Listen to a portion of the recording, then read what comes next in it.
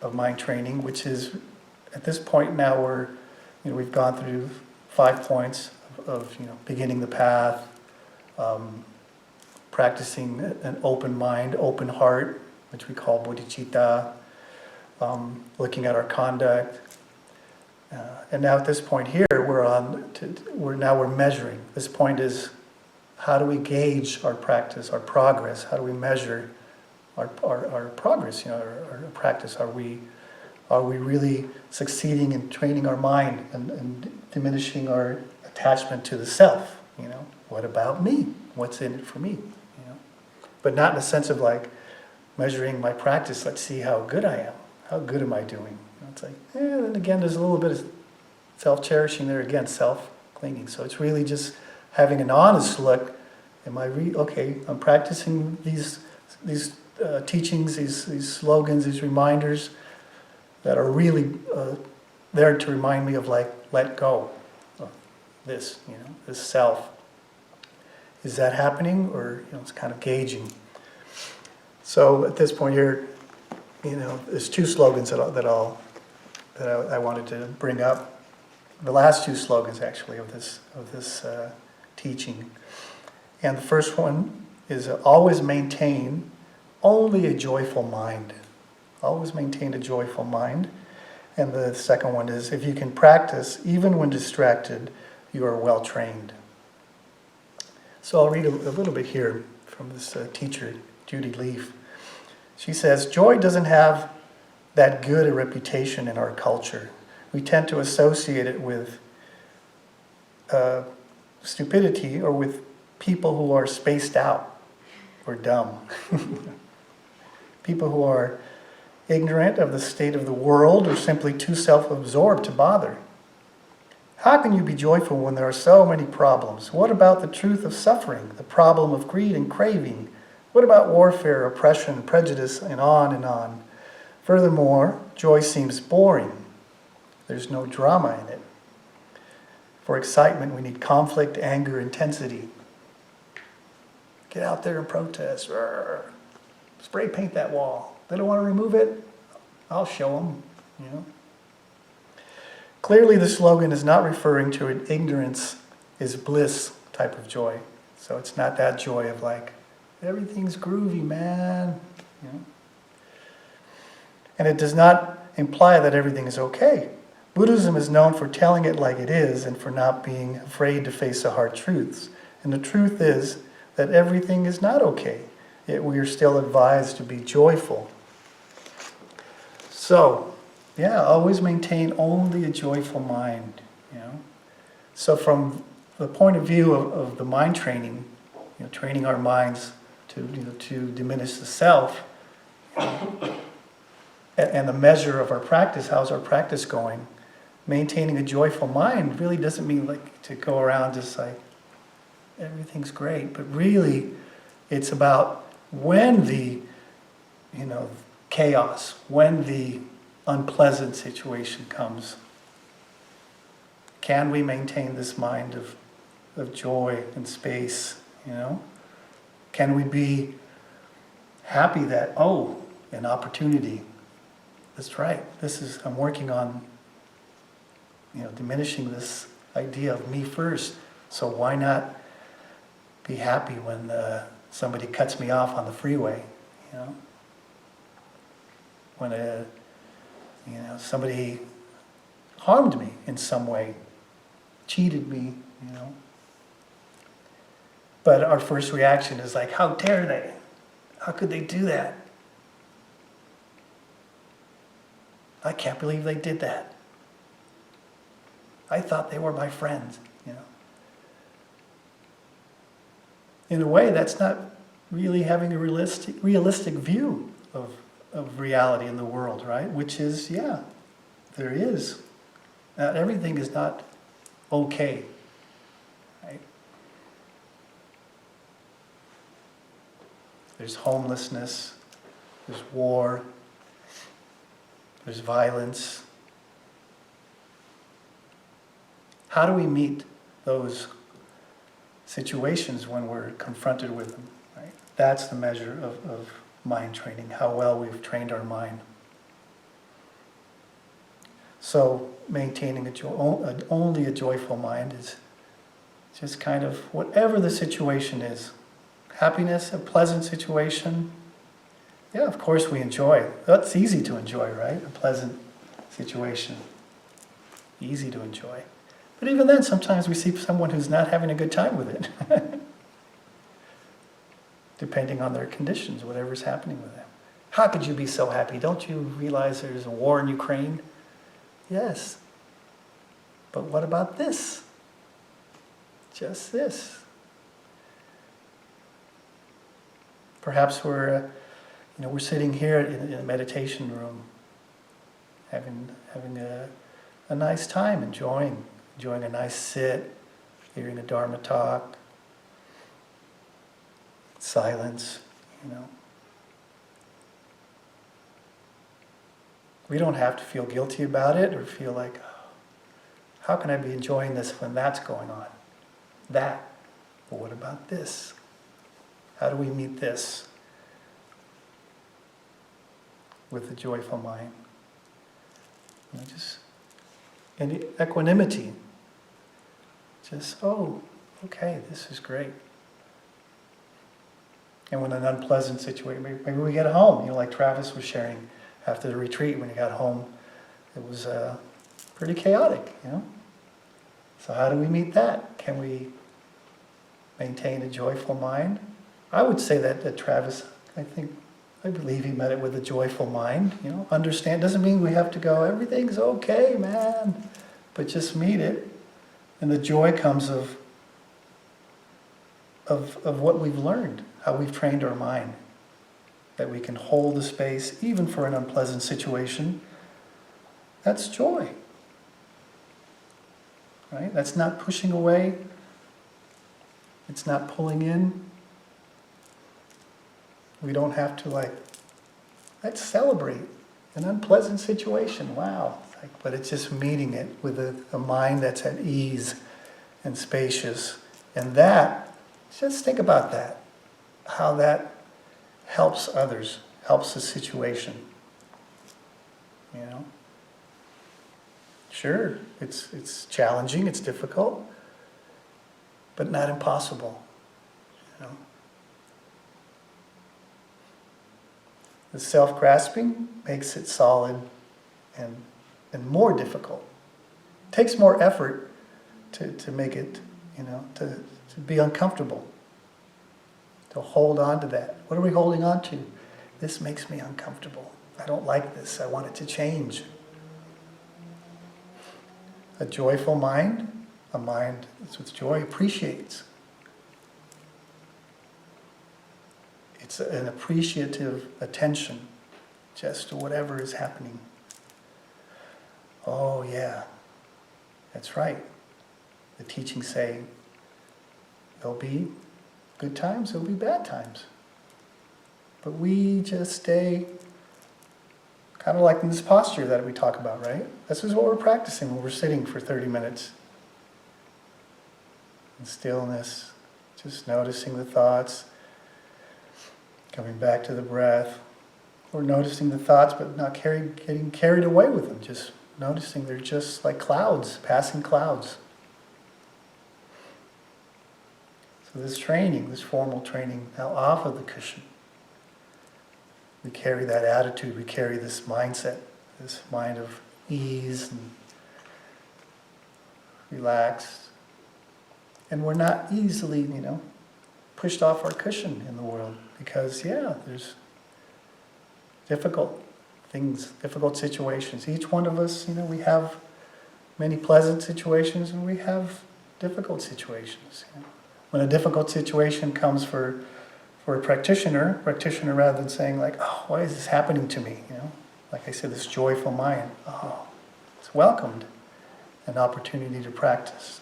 If somebody's, being abusive and not physically, but verbally or whatever, just yelling at us or judging us or calling us something, we can have the stability and we can change our relationship to that. We can see, oh, this person, I wonder what's going on in their life. Like I say, everybody has their own battle, their own struggle that they're going through. And this person is projecting that out. And rather than pushing it away, we can have the attitude of like, may I take that in? May I take their suffering? And relieve them, There's a practice in these mind training teachings called Tonglen, which is taking and sending.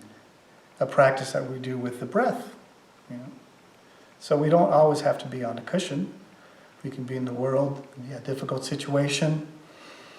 Take it in rather than pushing it away. You take it in, stable.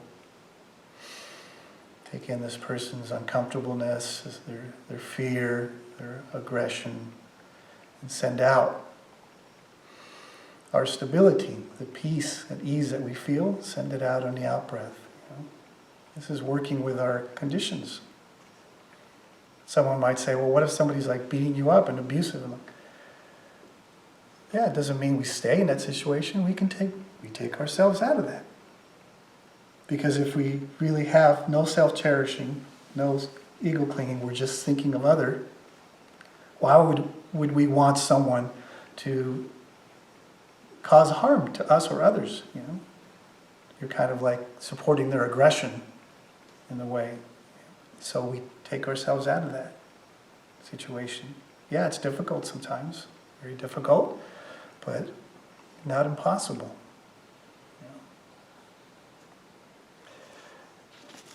I'll read a poem that for me kind of reflects this, maintaining a joyful mind. This is by a Japanese poet, Ryokan. It's called The First Days of Spring.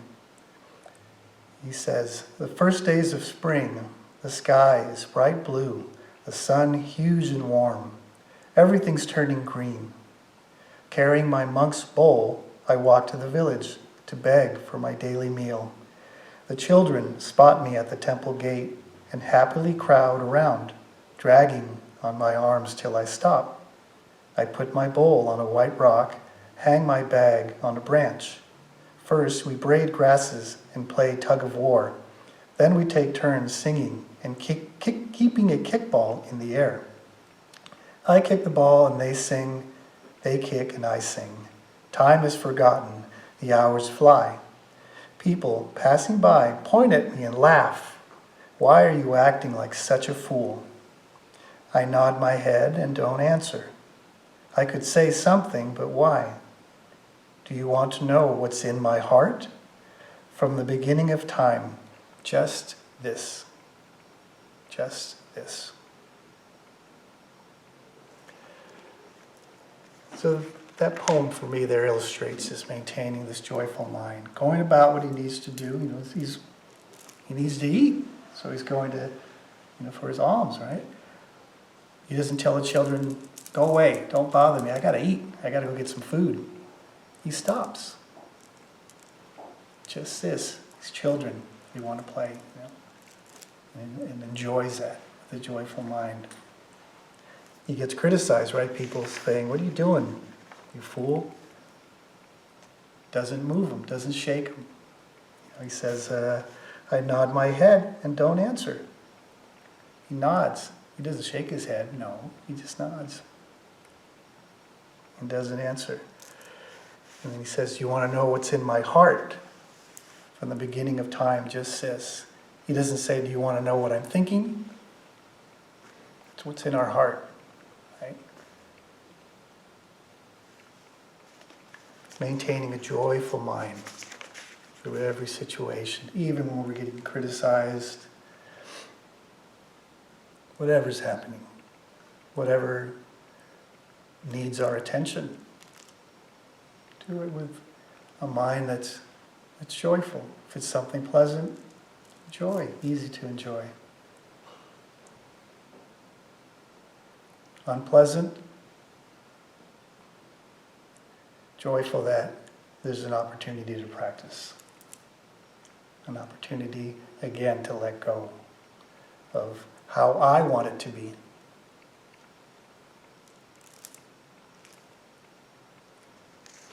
And then this Second one was, if you can practice even when distracted, you are well trained. Yeah. For a well-trained mind, when sudden distractions arise, they do not interrupt your practice, but reinforce it. Again, every opportunity is an opportunity to practice Lojong, mind training. An opportunity to let go, really. What's the opportunity? Let go. Let go of what? What about me? What's in it for me? I don't want this. Not now. Everything was going so well.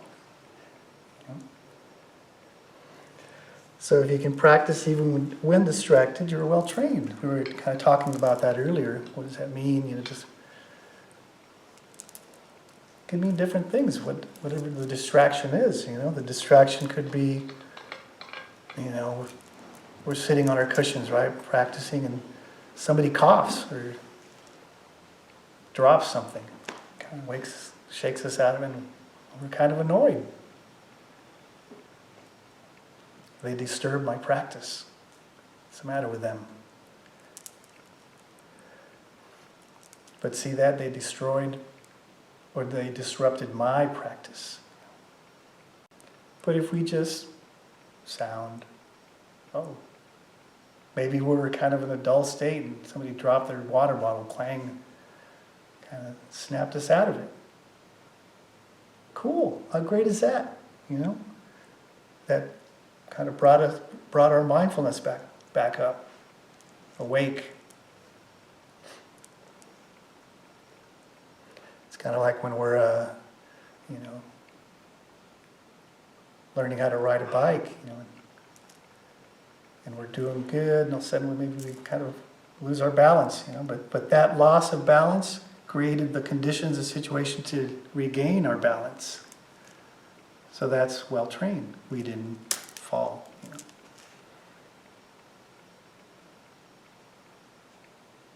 Or on the cushion even, like I said, we're kind of dull and all over. And this helped, brought the mindfulness and the awareness back up. So that if you can practice when distracted, you are well trained. Distraction, doesn't necessarily mean something's happening, distracting, pulling our mind away. It could be an opportunity to wake up again, to wake up.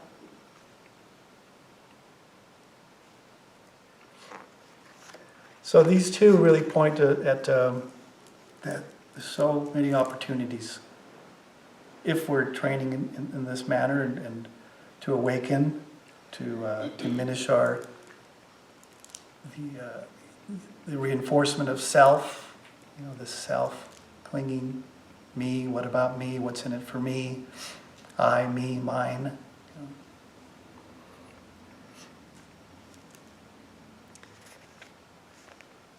So always maintain a joyful mind. See if we can do that during the week. She says here, for today's practice, I would simply she says, I would like to pass on a practice I received from my teacher, which is simplicity itself, but oddly effective. No matter what you are feeling or what is going on, smile at least once a day.